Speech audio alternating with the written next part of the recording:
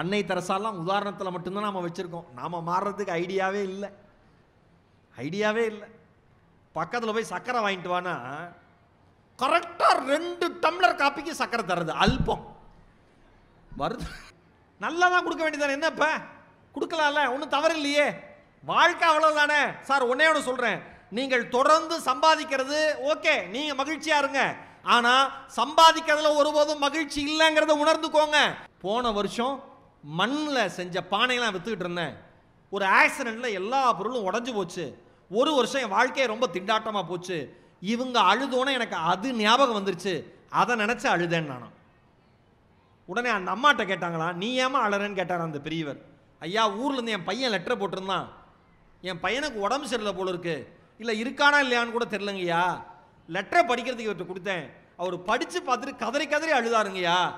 என்னால் அந்த சோகத்தை எப்படிங்க, என் பையங்கய்யா, நான் பெத்தா வைருங்கய்யா, அதனால் நான் அழுதேன் இருக்கேன். சினிமாவுக்கு கூட்டிகிட்டு போகிறது எந்த அளவுக்கு முக்கியமோ புத்தக கண்காட்சிக்கு கூட்டிகிட்டு வர்றது அந்த அளவு முக்கியம். தெரிஞ்சுக்கிட்ட பெற்றோர்களுக்கு நன்றி. உண்டியல் பழக்கம், நம்ம சின்ன வயசில் மண் உண்டியல் இருக்கும்.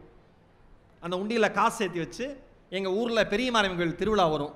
அப்போ அந்த உண்டியலை உடச்சி எது வேணால் வாங்கிக்கோன்னு எங்கள் அம்மா சொல்லும். நான் போய் வாங்கிக்குவேன்.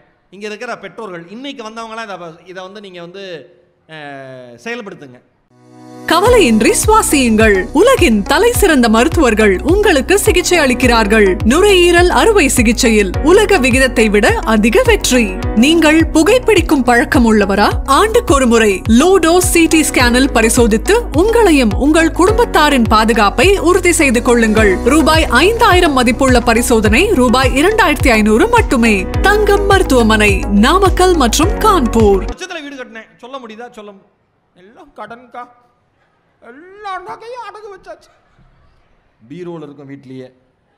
ஆனால் எங்கே இவ கண்ணு பற்ற போதும்ன்ட்டு நான் உலகத்தில் விசித்திரமான மனுஷன். ஓஷோ சொல்லுவார், விட்டு விட்டு அனைத்தையும் போவதற்காகவே வேக வேகமாக சேர்த்து கொண்டிருக்கிறான் மனிதன்.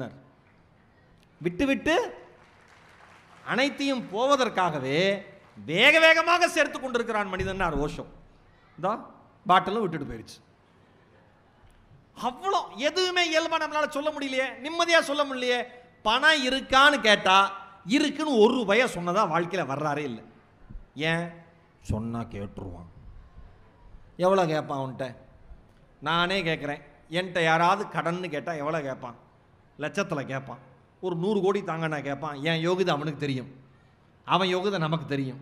சார் ஒன்னே ஒன்று சொல்லவா, நீங்கள் எவ்வளவு வைத்திருக்கிறீர்கள் என்பதை பொறுத்து ஒருபோதும் மகிழ்ச்சி உங்களுக்கு வருவதில்லை.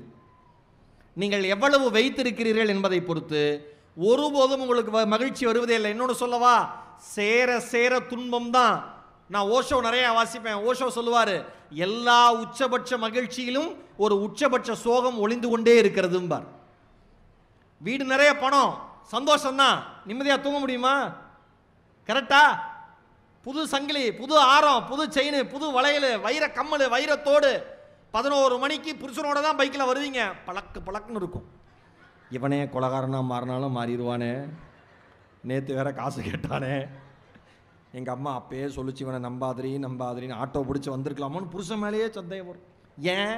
விலை மதிப்பானது. ஒன்னே ஒன்று சொல்லவா, இந்த உலகத்திலேயே விலை மதிப்பானது அடுத்தவர்களை நேசிக்கிற மனது என்பதை புரிந்து கொண்டால் எந்த பிரச்சனையும் வராது. அந்த அன்பு அப்படி தந்துட்டு போகணும். அன்னை தெரசாலாம் உதாரணத்தில் மட்டும்தான் நாம் வச்சுருக்கோம். நாம் மாறுறதுக்கு ஐடியாவே இல்லை. பக்கத்தில் போய் சர்க்கரை வாங்கிட்டு வானா கரெக்டாக 2 டம்ளர் காப்பிக்கு சர்க்கரை தர்றது அல்பம் வருது.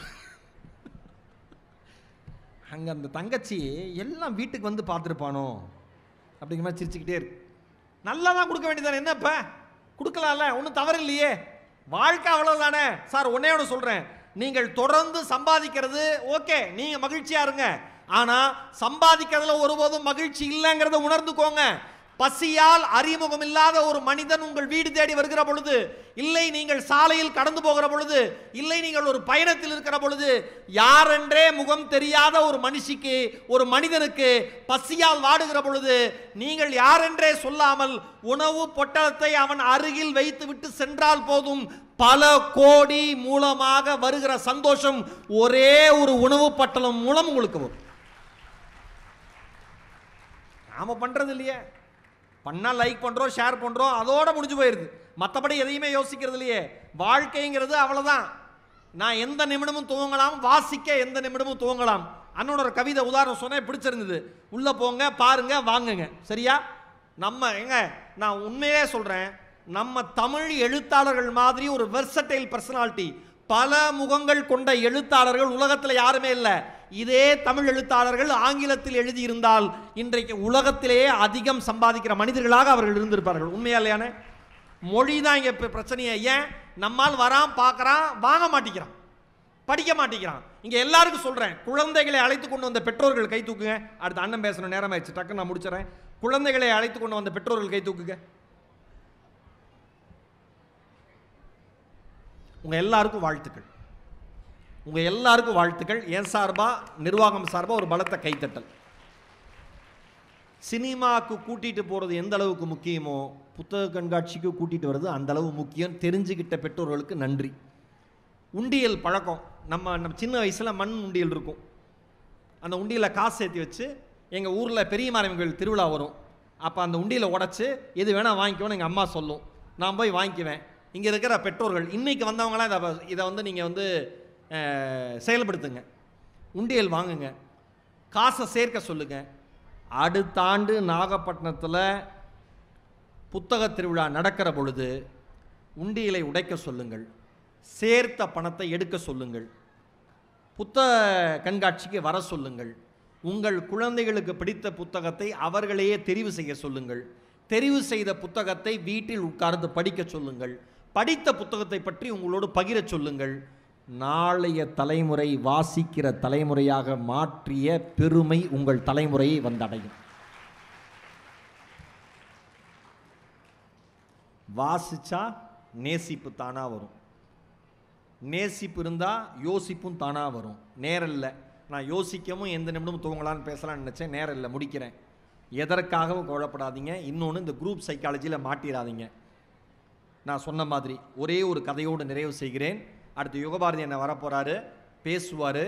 இந்த கூட்டம் அப்படியே இருந்து உங்களோட நானும் இருந்து அண்ணன் பேச்சை கை தட்டி கொண்டாட போகிறோம். ரெடியா? நல்லா ஒரு தடவை கை தட்டலாமா? சந்தோஷமா? ஒரே ஒரு கதையோட நிறைவு செய்கிறேன். ஒரு அம்மா, அவருக்கு ஒரு பையன், அவன் வெளியூரில் வேலை பார்த்துக்கிட்டு இருந்தான். வெளியூரில் வேலை பார்த்துக்கிட்டு இருந்த பையன் அந்த வயசான அம்மாவுக்கு ஒரு கடிதம் எழுதினான்.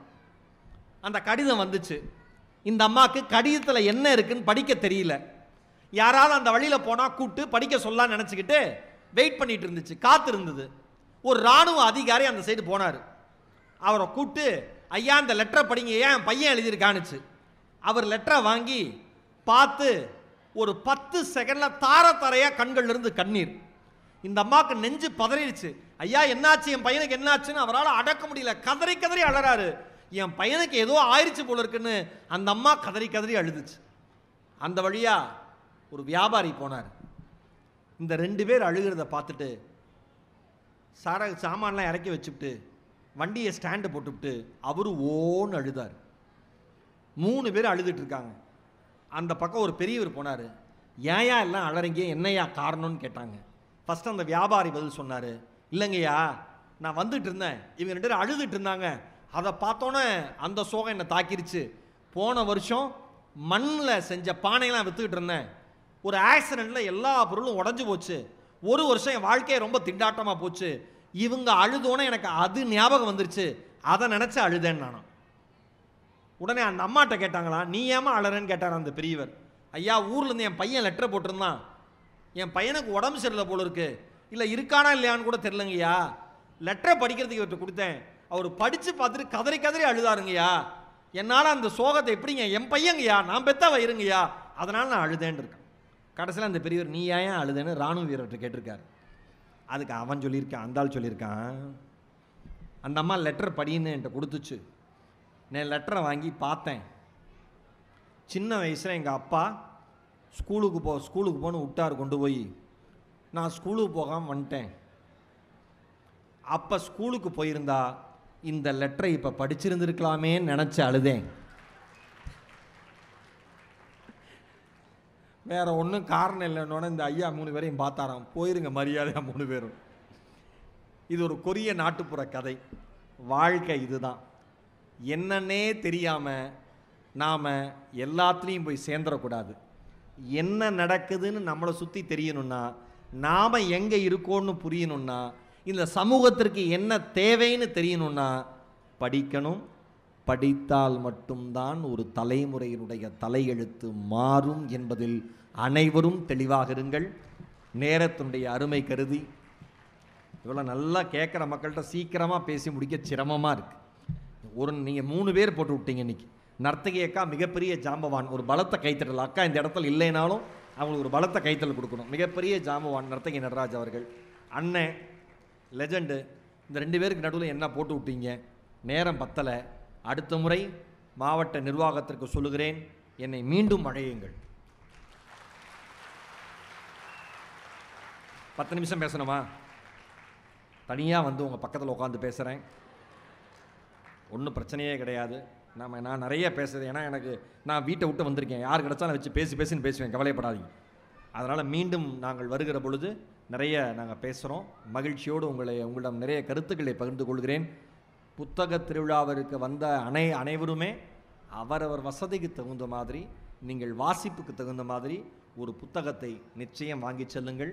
யுகபாரதி அண்ணனுடைய மேல் கணக்கு என்கிற ஒரு நூல் மிக அற்புதமான ஒரு நூல். அதை வாங்கி படிங்க. அண்ணனோட கவிதைகள் புத்தகம் எதை வேணால் எடுக்கலாம்.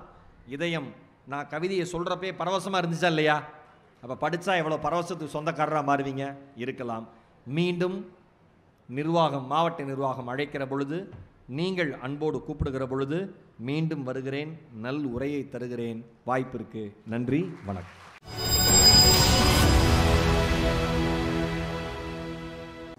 கவலையின்றி சுவாசியுங்கள். உலகின் தலை சிறந்த மருத்துவர்கள் உங்களுக்கு சிகிச்சை அளிக்கிறார்கள். நுரையீரல் அறுவை சிகிச்சையில் உலக விகிதத்தை விட அதிக வெற்றி. நீங்கள் புகைப்பிடிக்கும் பழக்கம் உள்ளவரா? ஆண்டுக்கு ஒரு முறை லோ டோஸ் CT ஸ்கேனில் பரிசோதித்து உங்களையும் உங்கள் குடும்பத்தாரின் பாதுகாப்பை உறுதி செய்து கொள்ளுங்கள். ரூபாய் 5000 மதிப்புள்ள பரிசோதனை ரூபாய் 2500 மட்டுமே. தங்கம் மருத்துவமனை, நாமக்கல் மற்றும் கான்பூர்.